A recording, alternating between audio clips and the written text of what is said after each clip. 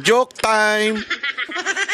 Binuo mo yung ICI, pinondohan mo yung ICI, tapos sasabihin mo, imbestigahan niyo ako. Tangina, ghost. Joke time. Handang humarap sa investigasyon ng Independent Commission for Infrastructure o ICI si Pangulong Bongbong Marcos ayon sa palasyo. Joke time. Budol. Hayop. Yan ay kung may ebidensyang mag-uugnay sa kanya sa issue ng budget insertion. At nakatutok si Joseph Morong.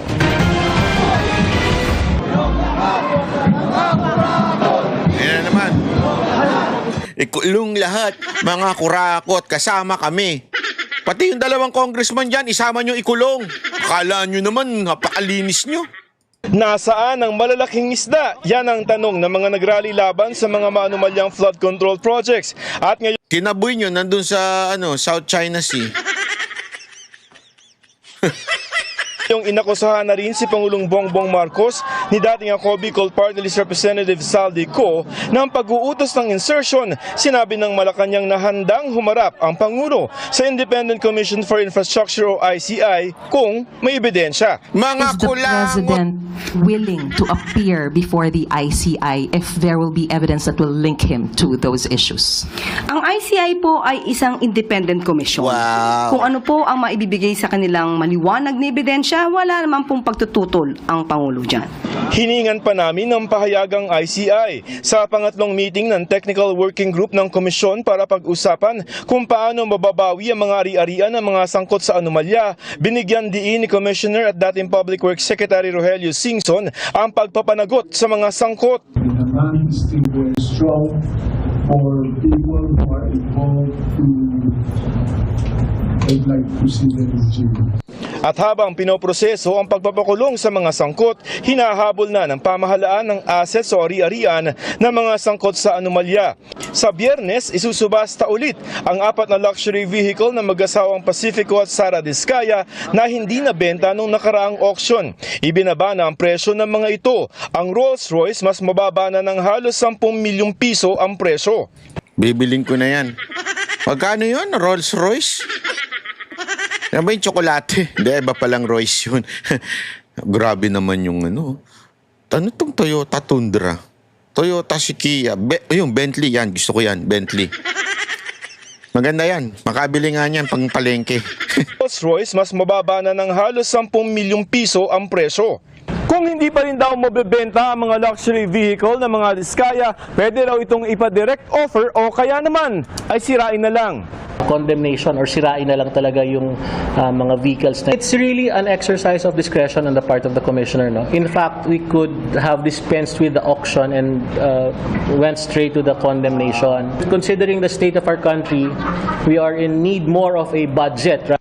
Tuloy-tuloy naman ang paghahanap sa 7 at large na inisyuhan na ng arrest warrant ng Pangit pala ng itsura ng Bentley, no? Parang luma. Sorry naman, Bentley, ha? Hindi ako mahilig sa mga lumang itsura, eh. Yung parang mga mukha ni J. Guevara tsaka ni... tsaka ni Sir Jack. Lumang mukha. Luma, eh. ang Sandigan Bayan kasama si Ko.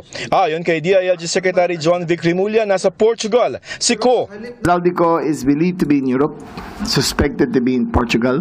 He is suspected to have a Portuguese passport acquired so many years ago. Ayun lang ang details. Nakiusap kami sa lahat ng mga Pilipino sa buong mundo na kung makita nila si Zaldico, kung pwede na lang picturean, padala kagad, i-post kagad sa internet para... Grabe, no? Magkano ho ba yung ninyo? Yung confidential funds ng DILG? Ha? Tanong nga natin yung kay kumparing chat. How much is the confidential funds of DILG this year? Tingnan natin, ha?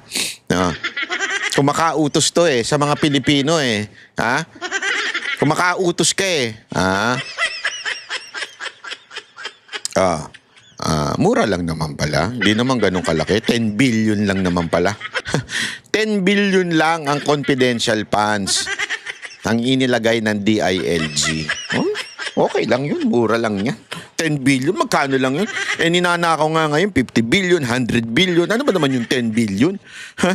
Di ba? Okay na yan. Tuloy nyo pa. Yung mga Pilipino na lang ang bahala. Huwag na kayong gumalaw para hindi masayang yung 10 billion nyo. May idea tayo kung nasaan siya. Ang isa naman taga DPWH na sa Israel. Ayon naman sa PNP-CIDG, may mga taga SunWest Corporation na kinasuhan sa Sandigan Bayan ang nagpahayag na gusto ng sumuko. May back channel po na sa amin. And siyempre wala po silang personal na abogado and apparently Ano ba naman yan? Yung audio di ayusin! parang napabayaan. So they're takot also. We're trying to... Simula Martes, masasaksihan na ng publiko ang hearing dahil live stream na ito sa social media page ng ICI. Handa raw ang mga kongresista na magpa-live stream at hindi hihingi ng executive session sa ICI.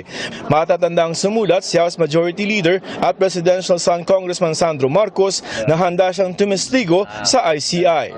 Para sa GMA Integrated News, Joseph Morong. Ayan, so, mga kababayan,